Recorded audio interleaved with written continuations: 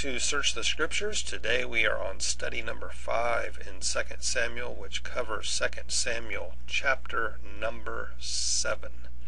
And in 2 Samuel chapter number 7, after reading this, we're going to attempt to answer a couple of different questions. The first one is this. In chapter 7, David is extremely eager to build a house for God, and God replies by wanting to make a house for David. Lists what God's already done here and what he promises to do for David in the future. And secondly, it's been said that what a man is on his knees before God, that's who he really is. What does David's prayer reveal, A, about himself, and B, about his relation to God? Let's look at 2 Samuel chapter number 7 together, beginning with the very first verse all the way through the end of the chapter. After the king was settled in his palace, and the Lord had given him rest from all his enemies around him, he said to Nathan the prophet, "Here I am living in a house of cedar, while the ark of God remains in a tent."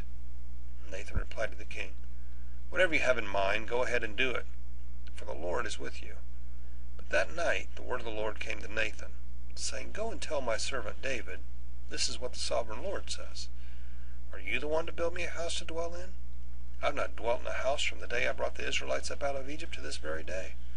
I've been moving from place to place with a tent as my dwelling.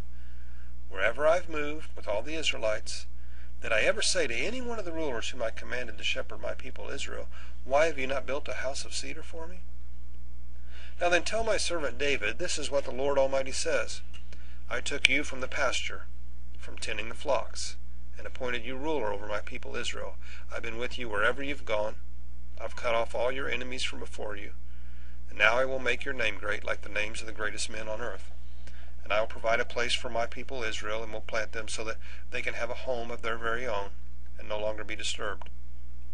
Wicked people will not oppress them anymore, as they did at the beginning, and have done ever since the time I appointed leaders over my people Israel, and I will also give you rest from all your enemies.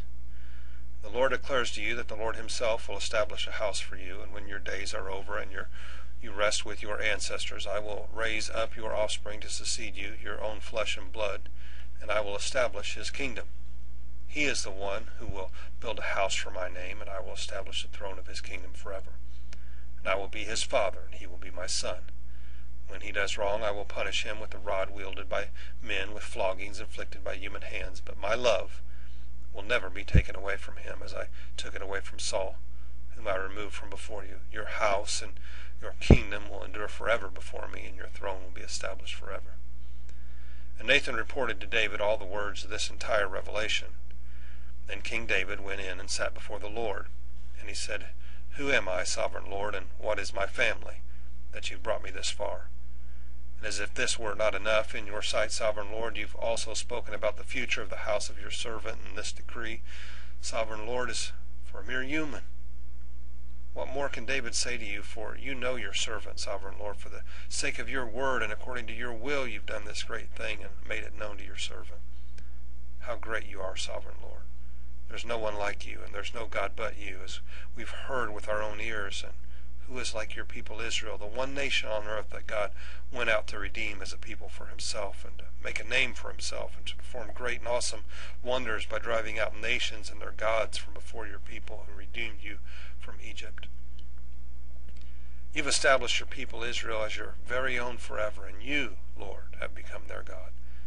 And now, Lord, keep forever the promise you've made concerning your servant and his house. Do as you promised, so that your name will be great forever. And then people will say, the Lord Almighty is God over Israel, and the house of your servant David will be established in your sight.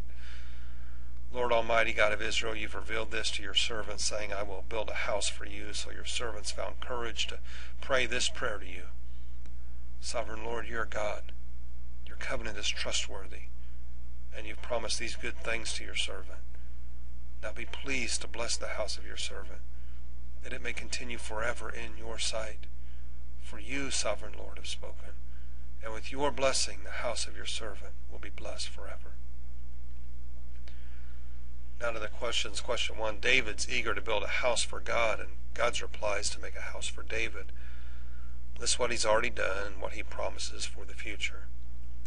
Well, God's already delivered Israel from Egypt, and he's given them the promised land. He's taken David out of the fields and made him a king. Now he's promised to cut off all the enemies of Israel, promised to make David's name great, promised that Israel would no longer be oppressed by any of the wicked people that surround it. He's also promised that someone from David's lineage would forever be upon the throne of Israel. Question 2, it's been said that what a man is on his knees before God, that's what he really is. What does David's prayer reveal, first of all, about himself, and secondly, about his relation to God? Well, David's extremely humbled, and he's extremely grateful for the promise of God upon his family. And he asks God repeatedly to see the promise through to the very end. David wanted the fulfillment of this promise, not to just be a blessing for his family, but to serve as a testimony of the greatness of God to the surrounding nations. David was truly a man that was after God's own heart. I hope you're enjoying the blessings of God in your life. I hope you feel that God is establishing you and establishing your family. Don't grow weary in well-doing. Keep on pressing in towards God as David pressed in towards God in prayer. And do not grow weary in well-doing, for at the proper time you will reap a harvest if you don't give up. Hope this study's been a blessing to you today. May God richly bless the rest of your day.